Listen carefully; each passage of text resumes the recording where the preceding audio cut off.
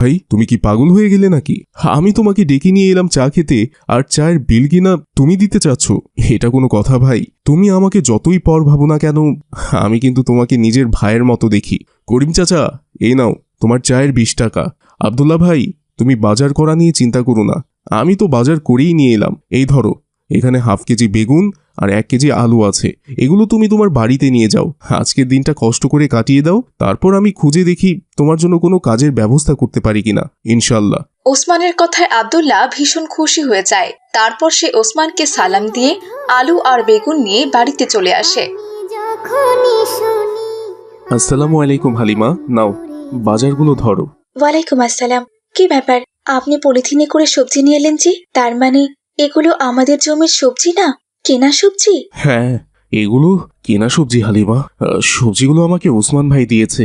হালিমা, ঠান্ডাতে আমাদের সবজিগুলো একদম ভালো নেই, একটুও বাড়ছে না। সবজির গাছগুলো না বাড়লে তাতে সবজি ধরবে কি করে বলো তো? কাল থেকে আমি ওসমান ভাইয়ের সাথে কাজে যাব, আর কাজ শেষ করে যতটুকু সময় পাবো আমাদের জমি দেখাশোনা করব। আমার খুব ঠান্ডা লাগছে হালিমা, একটু আগুন জ্বালানোর ব্যবস্থা করো। হাত দুইটা একটু সেকে নেই, তাহলে হয়তোবা একটু গরম লাগবে। কত বেলা হয়ে গেল, এখনো রোদ উঠছে না, বেলা 10টা বাজে প্রায়। আলাদা করে আগুন জ্বালানোর খড়ি তো নেই। আপনি এক কাজ করুন, চুলায় গরম পানি বসিয়েছি, আলু সিদ্ধ করে ডাল রান্না করব। চুলার পাশে আপনি বসে থাকুন, আর জালটা একটু বাড়িয়ে দিন। চুলার পাশে বসে থাকলে আপনার এমনিতেই গরম লাগবে। এরপর হালিমা গরম পানিতে আলু দিয়ে দিল, আর আব্দুল্লাহ বসে বসে চুলায় জাল দিতে লাগলো আর হাত সেঁকতে লাগলো। তখনই তার ছেলে হামজা মক্তব থেকে চলে এলো। মা, আমি মক্তব থেকে চলে এসেছি, আমাকে কিছু খেতে দাও মা, খুব ক্ষুধা পেয়েছে। চুলায় আলু সিদ্ধ করতে দিয়েছি বাবা, ডাল রান্না করব। ডাল রান্না শেষ হলেই ভাত উঠিয়ে দেব বাবা, আর একটু সময় অপেক্ষা কর। আমি আজকে দই পরোটা খাবো মা। আমার বন্ধুরা আজকে মক্তবে বলা বলি করছিল, তাদের বাসায় নাকি দই পরোটা বানিয়েছে, আর দই পরোটা দিয়ে খেতে নাকি অনেক মজা। আমাকেও তুমি দই পরোটা বানিয়ে দাও না মা। দইয়ের দাম তো অনেক টাকা রে বাবা, আমরা তো গরিব মানুষ, দই কেনার সাধ্য কি আর আমাদের আছে বল? তবে তুই কোনো চিন্তা করিস না বাবা, ঘরে একটুখানি ময়দা আছে, আমি তোকে খালি পরোটা বানিয়ে দিচ্ছি। এখন তোর বাবার সাথে চুলার পাশে বসে থাক, আমি দেখছি কি করা যায়। এরপর হামজাও গিয়ে চুলার পাশে বসে পড়ল, আর হালিমা ঘরে ময়দা আনতে চলে যায়। এ কি, এখানে তো সামান্য একটু ময়দা আছে, এইটুকু দিয়ে তো 3 জন মানুষের জন্য পরোটা হবে না। কি করা যায় এখন? আমার মাথায় একটা বুদ্ধি এসেছে। ওসমান ভাই যে বেগুনগুলো দিয়েছিল, ওই বেগুনগুলো দিয়ে বেগুনের পরোটা বানাই, তাহলে সবারই হয়ে যাবে।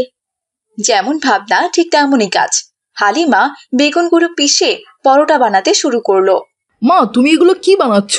দেখতে তো রুটির মতো গোল, কিন্তু এগুলো এমন বেগুনি রঙের হয়েছে কেন মা? কারণ এগুলো বেগুনের পরোটা বাবা, তাই বেগুন পিষে মিশিয়ে দিচ্ছি। সাদা পরোটা বানালেই তো পারতে হালিমা, এর মধ্যে আবার বেগুন মিশালে এগুলো করার কি দরকার ছিল? এগুলো খেতে তো বিশ্রী লাগবে মনে হচ্ছে। ঘরে যে আর ময়দা নেই, যেটুকু ময়দা ছিল সবটুকু দিয়ে সবার একটা করেও পরোটা হবে না, এর জন্য যে আমি বেগুনগুলো পিষে মিশেল করে দিয়েছি। একবার খেয়ে দেখুন, আশা করি খেতে অতটাও খারাপ লাগবে না। হালিমার কথা শুনে আব্দুল্লাহ আর কোনো কিছুই বলে না, কারণ তাদের অভাবের সংসার, তার মধ্যে ঘরে তো ময়দাও নেই। দেখতে দেখতে হালিমার বেগুন পরোটা বানানোর কাজ শেষ হয়ে যায়, আর সবাই বিসমিল্লাহ বলে যেই না বেগুন পরোটা মুখে দিতে চায়, ঠিক তখনই কেউ একজন এসে বলল, লা ইলাহা ইল্লাল্লাহু মুহাম্মাদুর রাসূলুল্লাহ। বাবারা, আমাকে একটু সাহায্য করো, আমি 2 দিন থেকে না খাওয়া, আমাকে একটু খেতে দিলে খুব উপকার হতো। বাবারা, দাও না আমাকে একটু খেতে। আপনাকে আর কি খেতে দেবো চাচা? আপনাকে দেওয়ার মতো তেমন কিছুই তো আমাদের ঘরে নেই। তবে আমার স্ত্রী আজকে কয়েকটা বেগুন পিষে পরোটা বানিয়েছে। চলুন চাচা, সবাই মিলে পরোটাটা ভাগাভাগি করে খাই। এরপর সবাই মিলে পরোটা খেতে থাকে, কিন্তু হালিমা পরোটা না খেয়ে তার ভাগেটাও সে ভিক্ষুককে খেতে দেয়, আর ভিক্ষুকটি খুব তৃপ্তি সহকারে বেগুন পরোটা খায়। আমি আমার জীবনে অনেক খাবার চেয়ে খেয়েছি রে মা, কিন্তু তোর মতো এত স্বাদের পরোটা আমি কখনো খাইনি রে মা। আজ এক অদ্ভুত রকমের পরোটা খেলাম, বেগুন পরোটা, কি যে স্বাদ রে মা, খাবার পর একদম মুখে লেগে আছে। কিন্তু মারে, তুই তো তোর পরাটা সব আমাকে দিয়ে দিলি, তুই এখন খাবি কি রে মা? এভাবে বলবেন না চাচা, আমি পরে কিছু একটা বানিয়ে খেয়ে নেব। আল্লাহ তাআলা ঠিকই আমাদের রিজিকের ব্যবস্থা করে দেবেন। আচ্ছা ঠিক আছে রে মা, আমি তাহলে এখন আসি।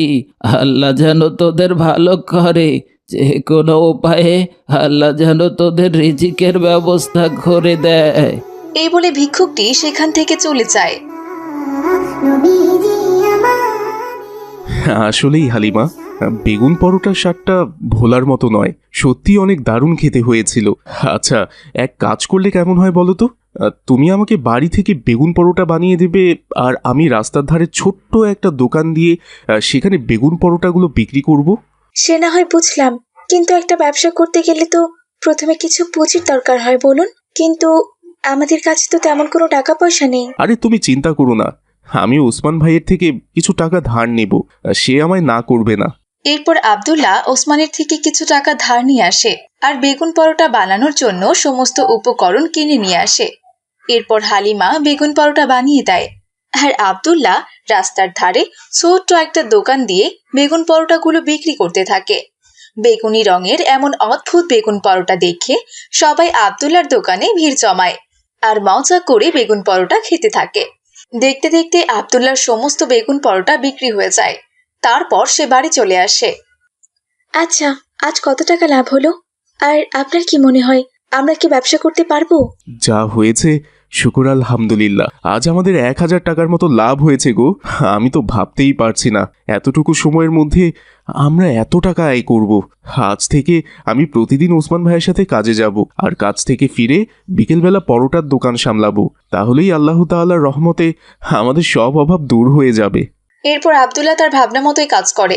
সে সারাদিন কাজ করে বিকেলবেলা বাড়িতে ফেরে, আর তারপর হালিমার বানিয়ে রাখা বেগুন পরোটাগুলো বিক্রি করতে থাকে। শীতের দিনে এমন গরম গরম আর অদ্ভুত পরোটা দেখে এলাকার লোকজন আব্দুল্লাহর দোকানে ভিড় জমায়। এভাবে আব্দুল্লাহ অনেক বড় ব্যবসায়ী হয়ে ওঠে, আর আল্লাহ তাআলার অশেষ রহমতে তার অভাব দূর হয়ে যায়। ছোট্ট বন্ধুরা, বুঝলে তো, আল্লাহ তাআলা কোনো না কোনো মাধ্যমে তার বান্দার রিজিকের ফয়সলা করে দেন। তাই আমাদের সমস্ত রকম বিপদে আপদে অবশ্যই আল্লাহ তাআলার উপর ভরসা করতে হবে। তিনি যে কোনো কিছুর মধ্যে আমাদের রিজিকের ব্যবস্থা করে দিতে পারেন, শুধু সেটা আমাদের তালাশ করে বের করতে হবে। আজ তাহলে এখানেই বিদায় নিচ্ছি বন্ধুরা, ভালো থেকো তোমরা। আসসালামু আলাইকুম রহমতুল্লাহ।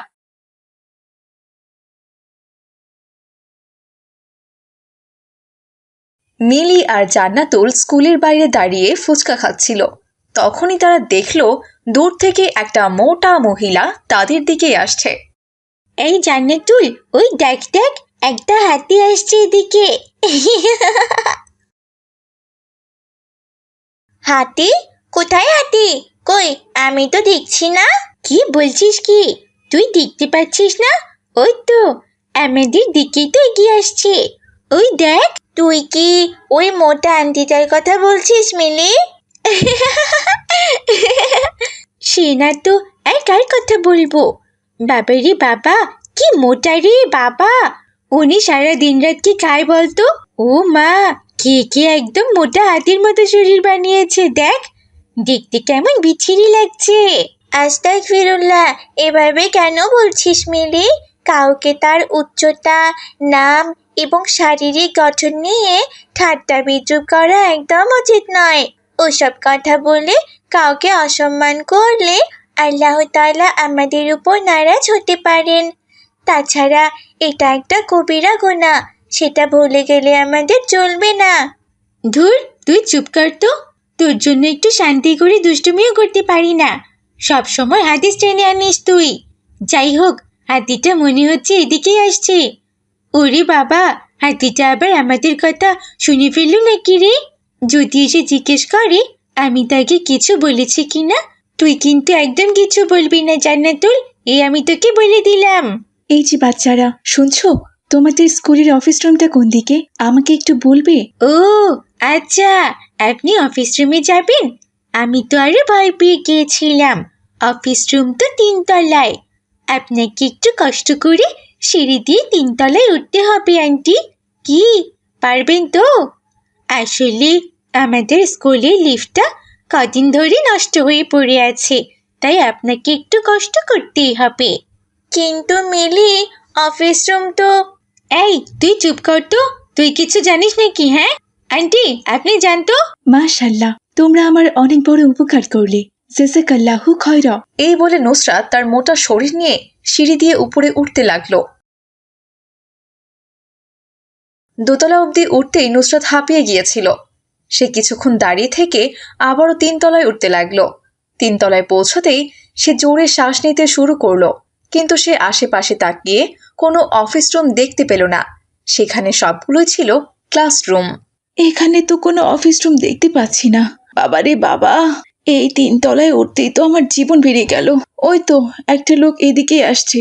ওই লোকটা হয়তো এই স্কুলের পিয়ন হবে। ওনাকে একবার জিজ্ঞেস করে দেখি। আসসালামু আলাইকুম ভাইয়া, আমি অফিস রুমের খোঁজ করছিলাম। এই স্কুলের অফিস রুমটা কোথায়? আপনি একটু বলবেন প্লিজ? ওয়ালাইকুম আসসালাম। আমাদের অফিস রুম তো একতলায়, আপনি আবার খামাখা কষ্ট করে এই 3 তলায় আসতে গেলেন কেন? আমাকে তো আপনাদের স্কুলের একটা স্টুডেন্টই বলল যে 3 তলায় অফিস রুম আছে, তাই আমি এখানে এসেছি। তাহলে কি সেই মেয়েটা আমাকে মিথ্যা কথা বলেছে? আচ্ছা মেয়ে তো বাবা। আচ্ছা ভাইয়া, আমি নিচতলাতেই যাচ্ছি। ভাইয়া, আমাকে সাহায্য করার জন্য জাযাকাল্লাহু খায়রা। আরে আরে আপা, এটা আপনি কি করছেন? স্কুলে লিফট থাকতে আপনি আবার সিঁড়ি দিয়ে যাচ্ছেন কেন? কি বলেন? আপনাদের স্কুলের লিফট নাকি নষ্ট? কি বলছেন আপা? লিফট নষ্ট থাকবে কেন? বাচ্চাদের সুবিধার জন্যই তো আমরা এই লিফট বানিয়েছি। লিফট একদম ঠিক আছে আপা, আপনি লিফট দিয়েই যান। তার মানে মেয়েটা আমার সাথে ইচ্ছে করে এগুলো করেছে? যাই হোক, ছোট মানুষ তো, হয়তোবা বোঝেনি, বোঝাতে হবে। এই বলে নুসরাত লিফটে উঠে নিচতলায় চলে আসে।